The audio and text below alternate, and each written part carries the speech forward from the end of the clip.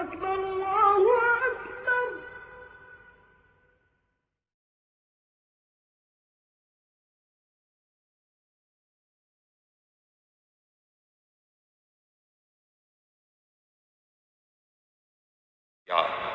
صحیح بخاری حدیث نمبر 123۔ ایک شخص رسول اللہ صلی اللہ علیہ وسلم کی خدمت اقدس میں حاضر ہوا اور اس نے عرض کیا، یا رسول اللہ، اللہ کی راہ میں لڑائی کی کیا صورت ہے؟ کیونکہ ہم میں سے کوئی غصے کی وجہ سے اور کوئی غیرت کی وجہ سے جنگ کرتا ہے۔ تو آپ صلی اللہ علیہ وسلم نے اس کی طرف سر اٹھایا، اور سر اس لیے اٹھایا کہ پوچھنے والا کھڑا ہوا تھا۔ پھر آپ صلی اللہ علیہ وسلم نے فرمایا، جو اللہ کے کلمے کو سر بلند کرنے کے لیے لڑے وہ اللہ کی راہ میں لڑتا ہے۔ صحیح بخاری حدیث نمبر 124۔ رسول اللہ صلی اللہ علیہ وآلہ وسلم سے رمی کے وقت پوچھا جا رہا تھا تو ایک شخص نے عرض کیا، یا رسول اللہ، میں نے رمی سے قبل قربانی کر لی۔ آپ صلی اللہ علیہ وسلم نے فرمایا، اب رمی کر لو، کچھ حرج نہیں ہوا۔ دوسرے نے کہا، یا رسول اللہ، میں نے قربانی سے پہلے سر مڈا لیا۔ آپ صلی اللہ علیہ وسلم نے فرمایا، اب قربانی کر لو، کچھ حرج نہیں۔ اس وقت جس چیز کے بارے میں جو آگے پیچھے ہو گئی تھی آپ سے پوچھا گیا، آپ صلی اللہ علیہ وسلم نے یہی جواب دیا، اب کر لو، کچھ حرج نہیں۔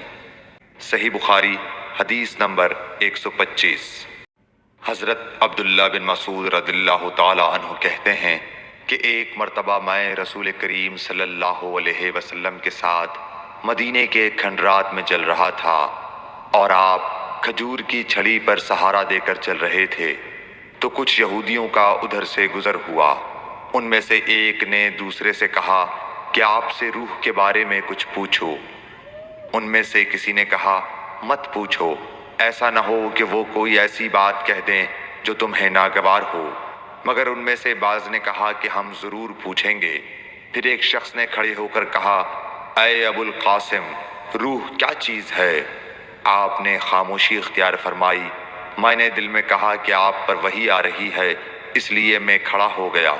جب آپ صلی اللہ علیہ وسلم سے وہ کیفیت دور ہو گئی تو آپ صلی اللہ علیہ وسلم نے قرآن کی یہ آیت جو اس وقت نازل ہوئی تھی تلاوت فرمائی، اے نبی، تم سے یہ لوگ روح کے بارے میں پوچھ رہے ہیں، کہہ دو کہ روح میرے رب کے حکم سے ہے، اور تمہیں علم کا بہت تھوڑا حصہ دیا گیا ہے، اس لیے تم روح کی حقیقت نہیں سمجھ سکتے۔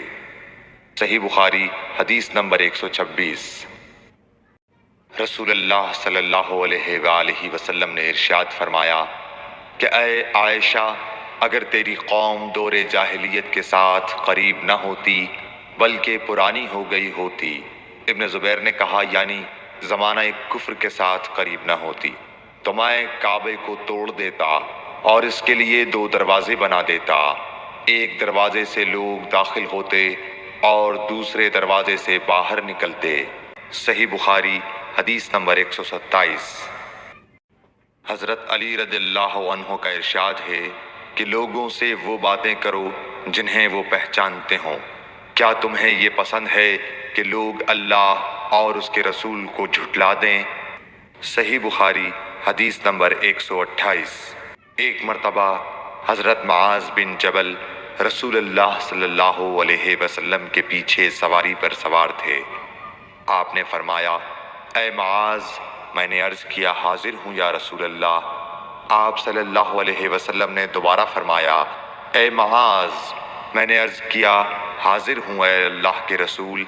آپ صلی اللہ علیہ وسلم نے 3 بار فرمایا، اے معاذ، میں نے عرض کیا، حاضر ہوں اے اللہ کے رسول۔ 3 بار ایسا ہوا۔ اس کے بعد آپ صلی اللہ علیہ وسلم نے فرمایا کہ جو شخص سچے دل سے اس بات کی گواہی دے کہ اللہ کے سوا کوئی معبود نہیں ہے اور محمد صلی اللہ علیہ وسلم اللہ کے سچے رسول ہیں، اللہ تعالیٰ اس کو دوزخ کی آگ پر حرام کر دیتا ہے۔ میں نے کہا، یا رسول اللہ، کیا اس بات سے لوگوں کو باخبر نہ کر دوں تاکہ وہ خوش ہو جائیں؟ آپ صلی اللہ علیہ وسلم نے فرمایا، اگر تم یہ خبر سناؤ گے تو لوگ اس پر بھروسہ کر بیٹھیں گے اور عمل چھوڑ دیں گے۔